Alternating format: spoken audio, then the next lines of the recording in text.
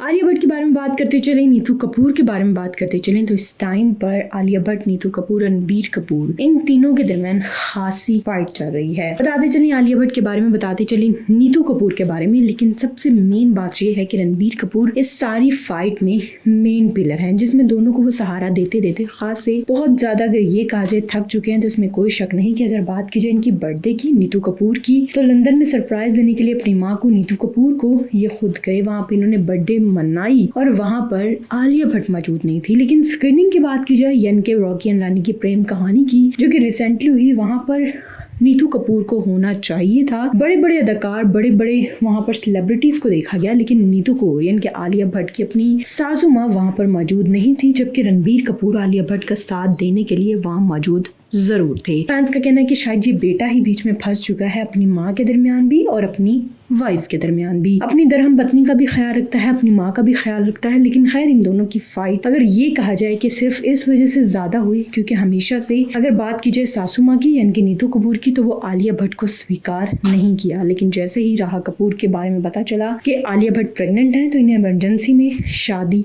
करनी पड़ी। और इससे ज्यादा तो अगर फैमिली गैदरिंग की बात की जाए तो ज्यादा फैमिली गैदरिंग तब होती थी जब इनके हस्बैंड यानी कि नीतू कपूर के हस्बैंड ऋषि कपूर इस दुनिया में मौजूद थे। तो बहुत सारे ऐसे फैमिली डिनर देखे जाते थे जिसमें ये सारी के सारी फैमिली मौजूद होती थी। लेकिन अब कोई ऐसा फैमिली डिनर, कोई ऐसी गैदरिंग नहीं होती। और इसी पर एक पोस्ट लगाते हुए नीतू कपूर ने लिखा कि इसीलिए फैमिली गैदरिंग नहीं होती क्योंकि जिसकी वजह से फैमिली गैदरिंग होती थी, शायद हमने उन लोगों को दफना दिया है। खैर, ये फाइट ऐसी फाइट है जो कि शायद कभी भी खत्म ना हो। व्यूअर्स, आपका इसके बारे में क्या कहना है हमें कमेंट सेक्शन में जरूर बताइएगा और अपना ढेर सारा ख्याल रखिएगा।